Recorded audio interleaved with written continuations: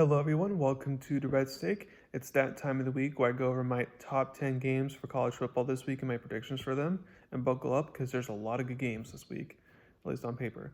Let's get started with the number one game between 14 LSU and 8 Alabama, who are 3-point favorites.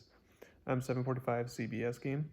It all comes down to this: if LSU wins, then they just need Ole Miss to lose at some point to regain first place in the SEC West. If Alabama wins, then they basically win a division. The good news for the Tigers is the offense is better than the last time they faced the Crimson Tide. The bad news is the Tigers' defense is worse than the last time they faced the Crimson Tide.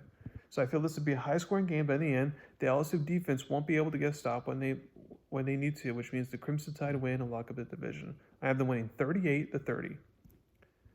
Number two, you got 12 Missouri versus 2 Georgia, 15.5-point favorites. This is a 3:30 game CBS. Here is another, it all comes down to this situation, except this time it's for the SEC East. Missouri has had the offense to keep things interesting here. Plus, when both teams played this year, it came down to the wire. Here's the thing with Georgia, though. When they play an inferior opponent, they kind of sleepwalk. Whether they win by a lot or not, it depends on the opponent, but sometimes they sleepwalk. But when they play a good opponent, or a decent opponent like a Kentucky or Florida, then the Bulldogs show their dominance when they're being down. Like, for example, being ranked number 2 instead of 1, they're going to show their dominance. And I feel like they're going to get this win here. I'm going to win in 38-20, barely covering. But I wouldn't be surprised if Missouri covers, but I think they'll cover. Number 3, you get 9 Oklahoma versus 22 Oklahoma State. Oklahoma's 5.5-point favorites. This is a 3:30 game ABC. By the way, a lot of good 3:30 games this week. But this is the last time we'll see the Bedlam rivalry for who knows how long. As a factual note, the Oklahoma was fine to continue the rivalry non-conference play, but Oklahoma State was like, nah. Oklahoma State has won 4 games in a row and start running back Ollie Gore II is the big reason why. I feel he will have another good game here, especially since Oklahoma has had trouble stopping the run recently, and Kansas running, and they had trouble stopping the Kansas running game last week, and that was one of the big differences. And for the contributing loss last week. Now, the big question is, can Oklahoma State's defense stop the Oklahoma offense? Rain was definitely a factor against Kansas. However, there's no rain in the forecast this time, which means Oklahoma's passing game can be a factor, and I think Sooners quarterback Dylan Gabriel will make a few clutch plays to get Oklahoma the win and get them back on track for the Big 12 title game. This will be a close game, though. I have Oklahoma getting the upset, not upset, but getting the road win, 37-34. Number 4, you got 23 Kansas State versus 7 Texas, who's favored by 4. This is another huge Big 12 game. The winner gets the inside track to go to the Big 12 title game, and for Texas, their playoff hopes will remain alive with a win. Texas backup quarterback Malik Murphy was okay against BYU, but what he did show is that when he does make a mistake, he can bounce back, which is a good sign to see. Texas will have to be better in the red zone, though, if they want to win this game. For Kansas State, there could be an issue.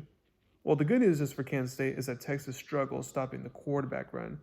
And since both quarterbacks are very mobile, they should have a field day. Now, the Texas defense is good at just stopping the typical running back. So the Wildcats may not, and since Wildcats love to run the ball, it may have to be a lot more quarterback run than running back run.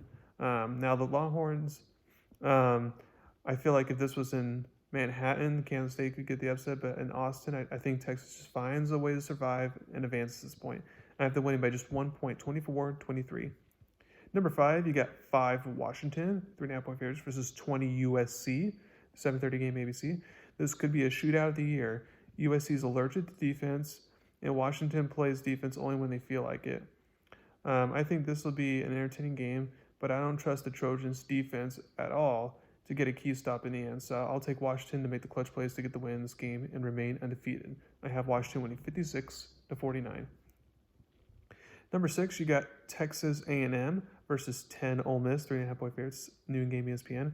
For Ole Miss, if they want to have any chance of winning the division, as I mentioned earlier, they must win out and hope Alabama loses to LSU and someone else.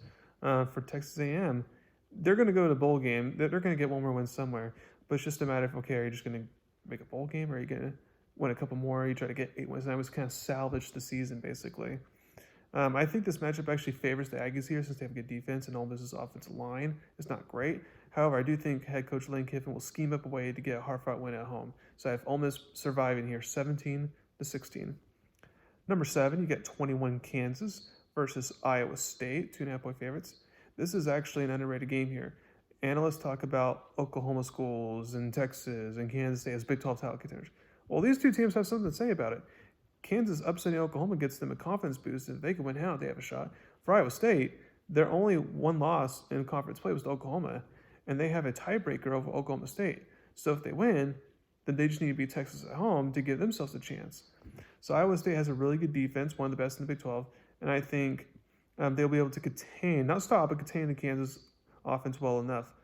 Plus, Kansas has not been a great road team this season, so give me the Cyclones here to get the win and get bowl eligible after not making the bowl game last season. I have Iowa State winning 23-20. Number 8, you got 19 UCLA, 2.5-point favorites versus Arizona, 10:30 game FS1. The Bruins better be careful here. Arizona is coming off an upset over Oregon State, and they are a different team than they were back in September. They cannot have 4 turnovers like they did against Colorado last week. I think this would be a low-scoring game, and I think that at home the Wildcats actually get the win and upset and get bowl eligible after not being bowl eligible for a long time now. I have Arizona winning 23-21. Number 9, you got 16 Oregon State, 13.5-point favorites versus Colorado, 10 p.m. game ESPN. Now, with the Beavers needing to win out to get to the Big 12 title game, I expect them to come out with better intensity and play smash mouth football here against a bad Colorado defense. Oregon State should be able to run the ball 50 times this game and still get the win, since Colorado is not great at stopping the run. For Colorado, they definitely need to upset somewhere if they want to make a bowl game. They may get the upset at some point, but I don't think it'll be this game as the Beavers get the win and a good game here. I have Oregon State winning 24-16.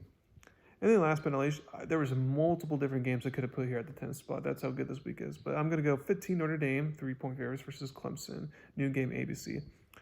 Well, maybe Clemson might not make a bowl game. If they win this game, they will, though. It just kind of depends because they don't have the easiest schedule for the last 4 games. Clemson got punked by the Irish last year. With this Clemson team being worse than last year, is that going to repeat itself? Or in Death Valley, will this Clemson team continue fighting and get a shocking upset? Will the viral beef between Clemson coach Dabo Swinney and a Clemson fan galvanize the players and make them play hard for the coach? Who knows? I think the Tigers can get the upset in this game, but like they have all year, I feel like they'll just find a way to lose this game. So I have Notre Dame surviving 21-20. So that's it there. So real quick, before I let y'all go, just as a reminder, starting on Monday, college basketball season returns. So make sure to tune in that. I won't be talking much college basketball game, but once we get to Christmas time and all that, then I'll start to go over like my updated bracketology and stuff like that.